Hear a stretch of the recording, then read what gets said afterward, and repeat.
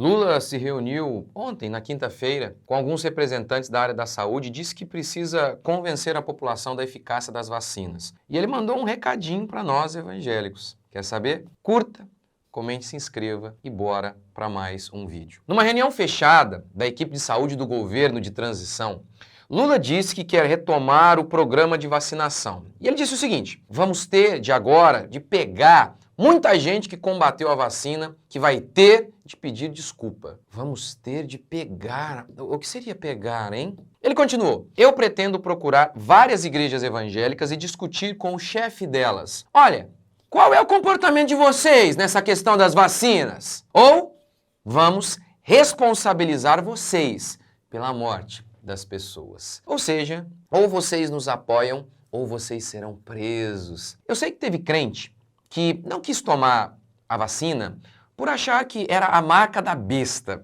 Definitivamente, eu não creio que a vacina seja a marca da besta. Eu tenho, por sinal, aqui no canal, um vídeo sobre o que de fato seria a marca da besta. Teve crente também que não quis tomar a vacina por achar que a vacina não era segura. Na minha igreja, tem gente que nunca tomou vacina nenhuma. E não é por opção política, nem religiosa, é simplesmente porque nunca gostou, nunca quis. Não teve nenhum incentivo nem na igreja, nem em lugar algum. Quer dizer, na igreja pelo menos não teve. Deve ter ouvido em algum lugar, mas enfim, nunca tomou, nunca quis. Mas a questão aqui é aquela levantada pelas feministas. Meu corpo, minhas regras, que parece valer apenas para triturar bebês no ventre. Eu acredito que muitos pastores adotaram a mesma posição que eu tomei. Vivemos num país livre, não é? Tome se quiser e não tome se não quiser. Parece que não é de minha alçada obrigar um cristão que pertence a Deus e não a mim. Eu não posso obrigá-lo a fazer algo que vá contra a sua consciência num assunto polêmico que nem é da minha área. Então, mas a questão aqui é liberdade. A questão é essa perseguição velada aos cristãos. E tudo em nome do amor, tudo em nome do bem maior, tudo em nome da liberdade. Porque no final, essa fala do Lula pode manifestar isso, esse desejo que os comunistas sempre têm de nos perseguir. E aí, dão esses motivinhos, sabe? Essa mentirinha aí. Quer ver? No livro 1984, George Orwell retrata de maneira fictícia o que se passava na ditadura comunista da União Soviética. Naquela sociedade havia o grande irmão, que tinha o olho que tudo vê. Em cada casa havia uma teletela, uma espécie de televisão que vigiava cada passo das pessoas. Mas não era controle não, era proteção, era cuidado. Era o cuidado que um grande irmão tinha pelos seus irmãozinhos, o povo, que é um irmãozinho pequeno. O povo não sabe das coisas, tem que ter o Estado, o governo protetor. Então, essa questão da vacina pode ser apenas uma desculpa para perseguir a igreja de uma maneira que a sociedade aprove. Pois aí se perseguiria, não por questão de fé, mas por questão de saúde. Lembra daquela reunião em que o ex-presidente do PT, o José Genuíno, ele falou que tinha que regular a igreja? Eu fiz até um vídeo aqui sobre isso. Eles, os petistas, eles falavam que eles tinham que tratar desse problema. A igreja, sim, a igreja é um problema. E eles tinham que tratar desse problema de uma maneira mais ampla. Senão, disse ele, vão dizer que estamos perseguindo as igrejas. Notou a estratégia? Vamos atingir um monte de gente e a igreja é junto. Assim, ninguém vai poder dizer que estamos perseguindo a igreja, porque estaremos afetando um monte de gente. Eu vou lhe dar um exemplo de como que você pode perseguir alguém sem que pareça perseguição. Uma vez um professor me contou como um diretor de escola despediu um desafeto sem que parecesse assim, de maneira tão clara, uma perseguição. O diretor detestava um professor de educação física, mas ele não podia despedir o cara porque o cara era bom, fazia tudo certo. Então, qual argumento ele utilizaria para despedir aquele bom funcionário? Aí, ele inventou uma desculpa.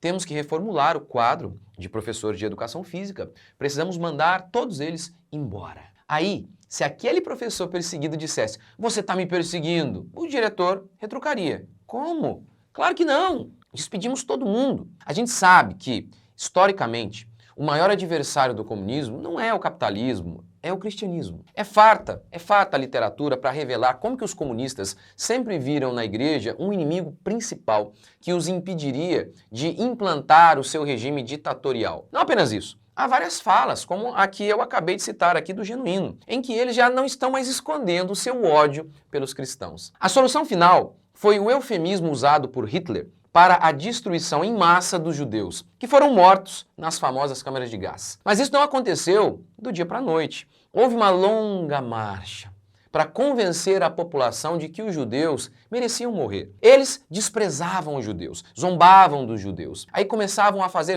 leis que boicotavam os judeus. Depois que o Partido Nazista alcançou o poder na Alemanha em 1933, o racismo por ele apoiado permitiu a criação de leis antissemitas contra os judeus, que geraram boicotes econômicos e grandes ondas de violência contra os judeus. Depois de fazer um massacre público, de semear no coração dos alemães que os judeus não eram seres humanos, eles então criaram os guetos, que eram áreas fechadas destinadas a isolar e controlar os judeus. Assim, um absurdo. E em 31 de julho de 1941, o líder nazista Hermann Göring autorizou ao general da SS Reinhard Heydrich o início das preparações necessárias para a implementação da solução final para a questão judaica. No livro O Diabo na História, o autor mostra as semelhanças entre comunistas e nazistas, também mostra as diferenças. E ele os chama de gêmeos do terror. Nenhum século testemunhou e documentou tanto sofrimento, ódio organizado e violência devastadora como o século XX. E o que eles tinham em comum, os nazistas e os comunistas, e que os tornava tão genocidas? A ideia do bem. Os massacres, as prisões, as censuras, tudo isso era permitido, pois era feito em nome de um bem maior. Nós realmente não sabemos o que vai acontecer em nosso país, mas sabemos das profecias bíblicas de que os verdadeiros cristãos serão perseguidos sempre. Os falsos não precisam se preocupar. Os falsos cristãos podem ficar de boa. Aqueles que veem a fé apenas como uma espécie de ajuda terapêutica, que enxergam a igreja como uma espécie de spa, que você vai ao fim de semana para recarregar as baterias. Esses não precisam se preocupar. A perseguição só atinge os verdadeiros crentes. Mas as profecias que falam sobre a perseguição, que os cristãos sempre hão de sofrer, essas profecias não visam nos assustar. Na realidade, é justamente o oposto. Elas servem para nos tranquilizar de que quando a noite ficar escura, Jesus, que é a luz do mundo, ele vai estar conosco. Portanto, nós não sabemos o que vai acontecer. Não sabemos se eles vão conseguir implantar todos os seus sonhos e desejos de perseguição contra nós. A gente não sabe. Mas, como Jesus disse, basta ao dia o seu próprio mal. Faça aquilo que está ao seu alcance para combater tudo aquilo que é mal. E aquilo que não estiver ao seu alcance, confie em Deus. Descanse no Senhor e não perca a sua paz, porque as profecias foram nos dadas para nos acalmar. Aproveite a promoção da Black Friday e adquira os meus cursos que estão em preço mega promocional. Os links estão aqui na descrição. Por exemplo, o curso está saindo por R$ 165. E se você comprar o A Culpa é do Meu Corpo, o segundo curso sai por apenas R$ 99. Aproveita que já está acabando a promoção. Deus abençoe. Até o próximo vídeo.